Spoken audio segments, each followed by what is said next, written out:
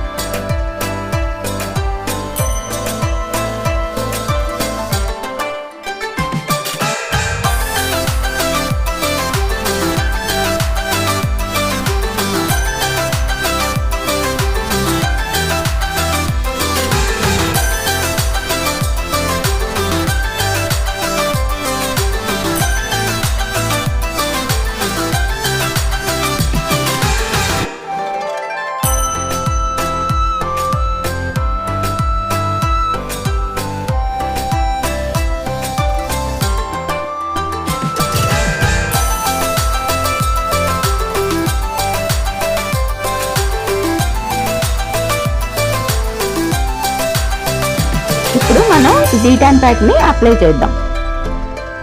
ఇలా చక్కగా ఫేస్ అంతా కవర్ అయ్యేటట్టుగా మనం డీటాన్ ప్యాక్ ని అప్లై చేసుకోవాలి.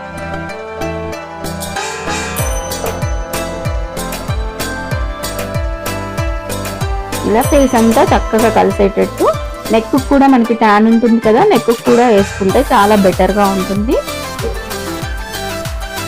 కాకపోతే ఇక్కడ ఫేస్ అండ్ నెక్ కొంచెం వేసి చూపిస్తున్నాను.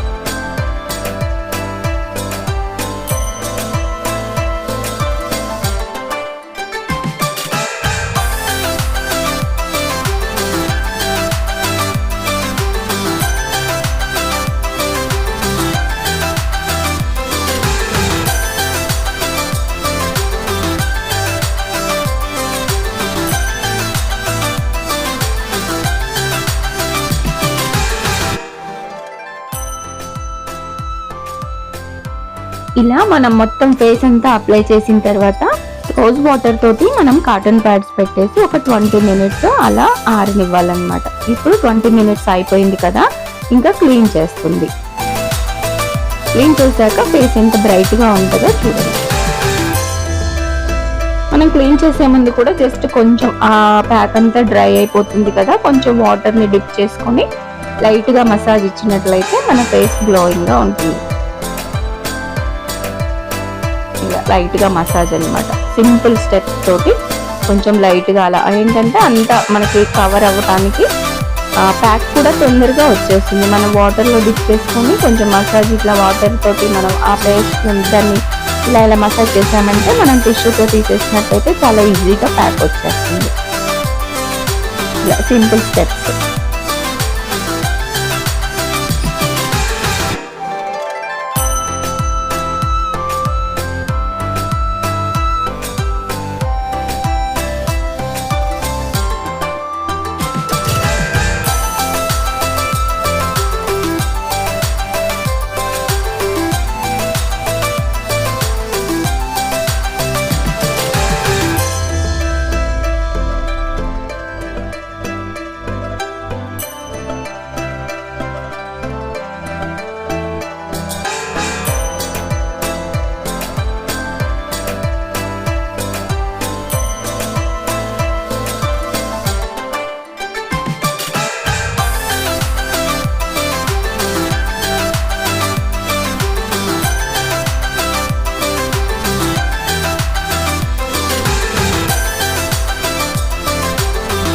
మనము ఇట్లా క్లీన్ చేయడానికి కూడా టిష్యూస్ ని వాడటమే బెటర్ అనమాట. వాటర్ అది కాటన్ టిష్యూస్ ఉంటాయి, అవి వాడటం బెటర్. చాలా మంది స్పాంజ్ వాడుతుంటారు, ఒకరికి వాడింది ఒకరికి మనం ఎప్పుడైనా కూడా యూజ్ చేయకూడదు.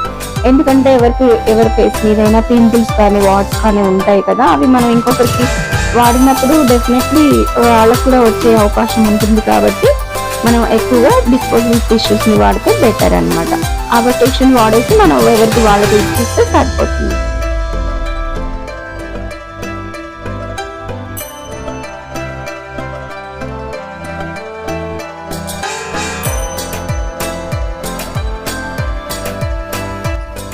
ఇలా చక్కగా క్లీన్ చేసాం కదా, చూసారా ఎంత బ్రైట్ గా ఉందో తన స్కిన్.